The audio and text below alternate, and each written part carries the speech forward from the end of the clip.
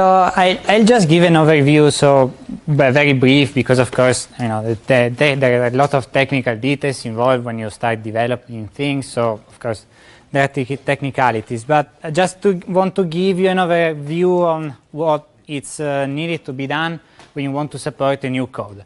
So first of all, yeah, you probably got the idea already that the AiiDA infrastructure is not fine-tuned to a specific kind of calculation, and in fact doesn't necessarily have to be limited to the field of computational material science. So it's actually a bit more generous in infrastructure, as long as one has the time, of course, to develop all the tools. Since it's based all on this plugin logic, you can in principle extend to other applications, to other calculations.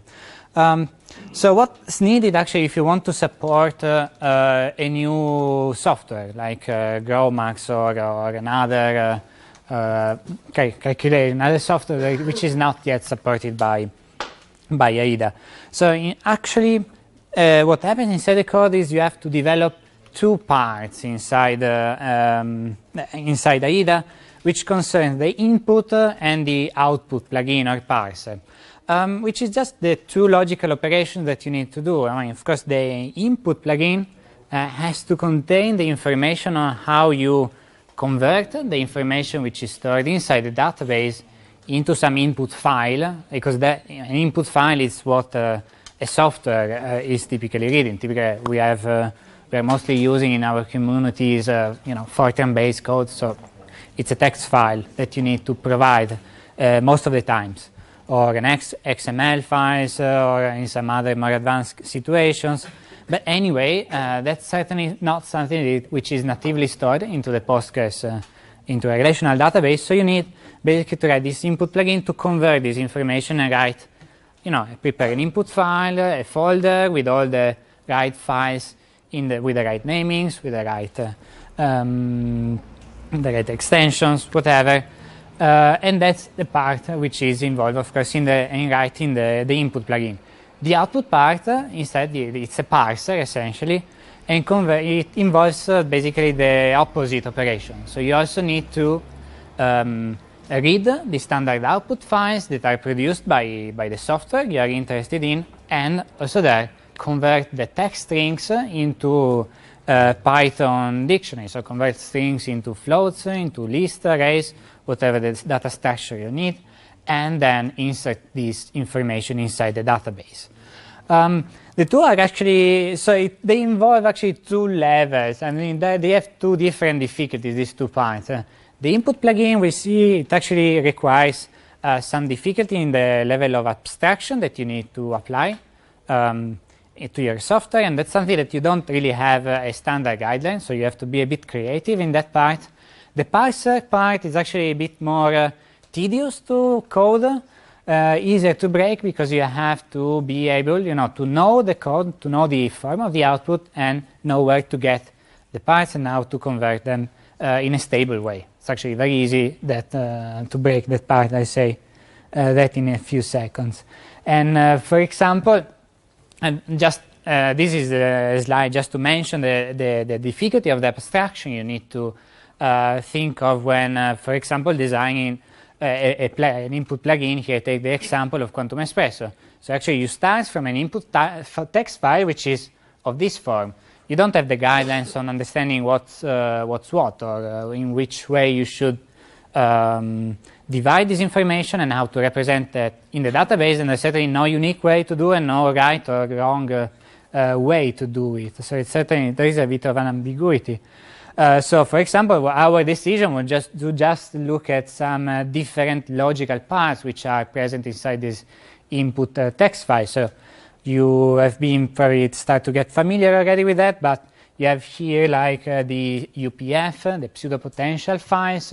This is something that can be actually taken out. It's a bit more general than just the Quantum Espresso case. So we decided to design even an object that represents a pseudo-potential file. So that's something that decide to take it out.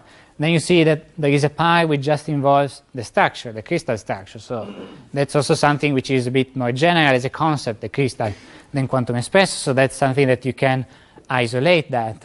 And also you see that, for example, even in the case of the structure, it's not that in the quantum espresso input text file you have it just in one place, because you have, here you have some information about the shape of the cell, the position of the atoms, but here, for example, you have the information of the masses, which is not where it is there.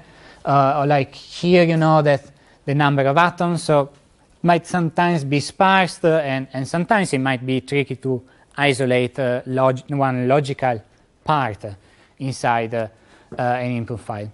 And then probably, you see the key points. We decided also to take out this kind of dictionary-like structure, and decide actually to map this stuff here into a Python dictionary. So there are some decisions that you need to be a bit creative and understand what's the strategy that you think will work best. So again, can be quite tricky. And then only after this decision, you are actually able to draw the graph that would represent the calculation. So you have to decide how your graph will look like.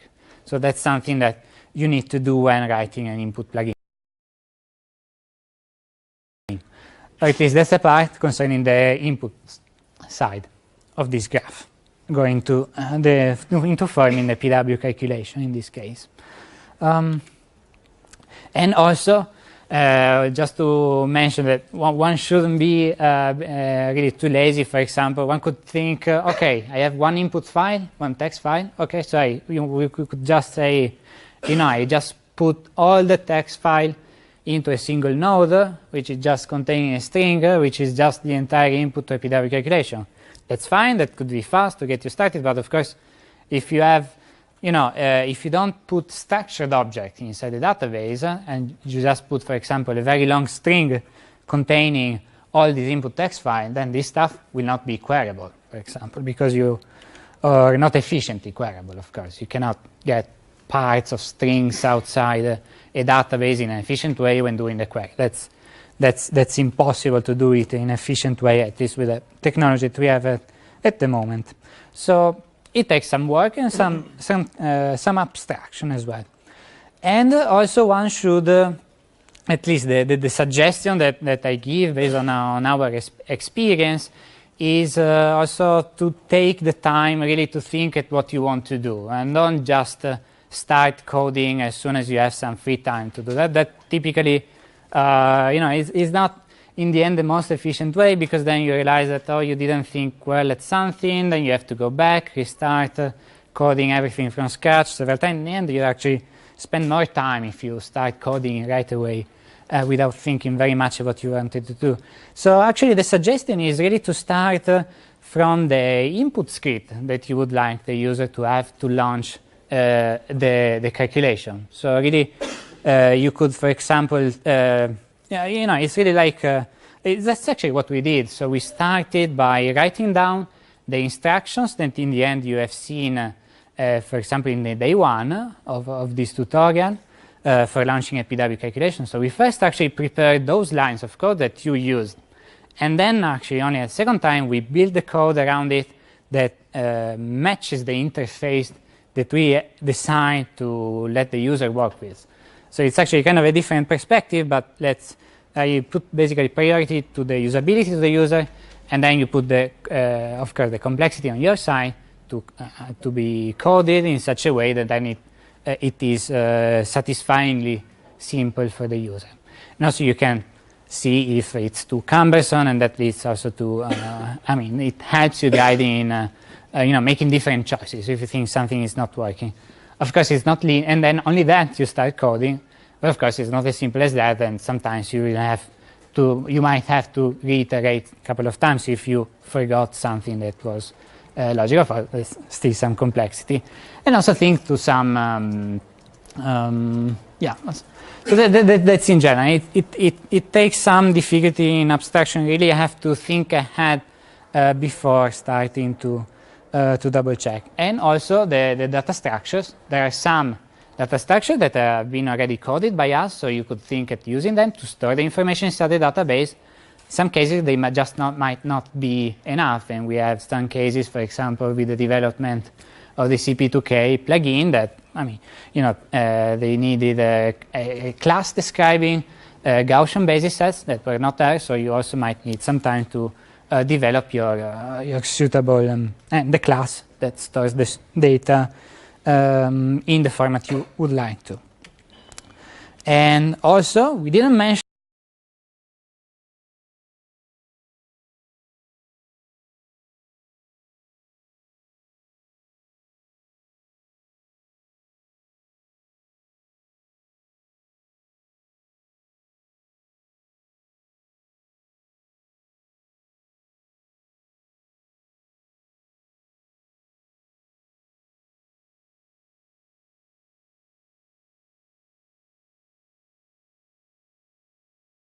because you have the possibility of putting information inside a relational database.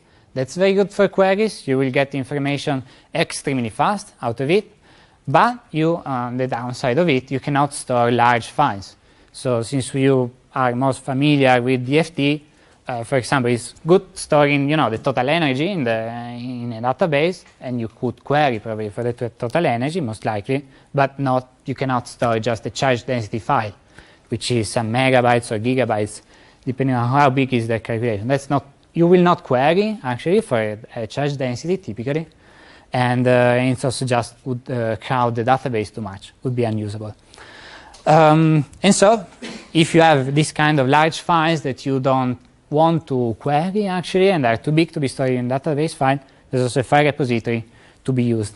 And for example, I mentioned charge density, but also if you do something like molecular dynamics, you have big trajectories, gigabytes, you should think also at being careful not to store that there, but just in a certain format of file, basically. And so that's also something that some design choices that you have to do when writing your plugin. And also you can decide which files are important, which ones are not important enough to be copied back on the server. There are some freedom of choices that needs to be taken. And also, of course, make it user-friendly as possible. So, of course, documentation of the plugin is very important. Otherwise, if you are only using it, well, okay, might be good for you if you think so, but if you want to distribute it, of course, you have to document it as well. And also think at some other utility methods that you can attach to the class, which will just make the preparation of the calculation simpler. Like we did, for example, like you have seen during the tutorial, the usage of pseudo-potential families. So that's something that's simpler. Otherwise, the other option is just manually select a pseudo-potential file for each element and attach it to the calculation. So there are things that can be done to make things simpler. And also, one should try, typically when writing plugins for calculation, it's really to keep them as, the most ignorant as possible, the plugin. The plugin should just, convert information into a database, prepare an input file, make it run, parse as much as it can, and that's it. Don't try to code too much complex logic in that. And the suggestion is to do that actually in workflows, which are much more flexible and allow you to do complex chains of calculations. And there actually is the right place to put more knowledge about the physics also of the system, how to consider a calculation to be good enough. So that's a different thing. Okay, and the output plugin, it's very simple. You need to just code a script essentially that reads the standard output file and converts it into Python objects. That's simple in principle, but it's actually a bit tedious and a bit more complex to maintain, especially because, for example, you have a developer of a quantum espresso that one day the information maybe it's like in a certain format, in a certain line, and then maybe one day decides to add another character or another word in that same line. No, and if you don't do things properly, now this stuff, which is really simple, actually breaks your code. And then you have to maintain it, of course, if you want to make it usable with the last version. And so, there are even here a lot of technicalities, tricks. So one should do parsing in the smartest way possible out of a standard output text. And of course, give absolute preference to JSON, XML, structured format that allow you to, to make the parsing simpler. And actually, for those who are not familiar with XML files or JSON files, these are structured data types. And actually, if the developer of the code provide a well-constructed schema of an XML or a JSON file, actually you have even software that you can find in internet that generates the parsing starting from the schema. And so the parsing code is created automatically from the schema. You don't even have to, you have just to do 2 lines of code actually in Python if things are done properly with these XML formats. That's why there is some push in the community also to use these structured data formats. And of course also parse for warnings or messages and other stuff that helps you, even run workflows. I mentioned also, so I cannot cover all the details, so there's also, I want to mention that there is in the documentation that you can find online or also in the release, in the source of AiiDA. We put also a developer tutorial in which we kind of guide you through a simple problem. It's a very simple case in which you have, you build a data representing one number, you take 2 numbers, and we guide you through the development of a plugin that lets you sum 2 floats and creates a float in output, which is the sum of the 2. Which is, of course, it's a very simple case of a calculation, so you can forget about all the complexity related to the software that do physics, because they are complex, and you just focus in learning which are the logical instruction that needs to be implemented into AiiDA. And so you can do that. It's maybe half a day or a day, basically, long of work, depending on how fast you are, of course, and describes all the logical details so that you'll be ready to go after that. And finally, just I recall that at the moment we are distributing the plugins directly in the source of AiiDA just to make things simpler for us to maintain. But really, the idea we have in mind to implement it soon is that of having kind of an app store in which you can, even the developer, if as developer a plugin for some software and wants to distribute it, could upload it over there freely, and this could just point you to a private repository. And so it's actually, this app store is not only a way to, it's a way to have actually the user decide which plugins he wants and which he wants to download, and it also makes simpler for a developer to, make their code if they want to contribute public, and also in such a way that we have less control on the source. And it's actually, this could be just a link to a private repository managed by the developer if he likes to, or of course we can just keep the source and host it into a public repository for you.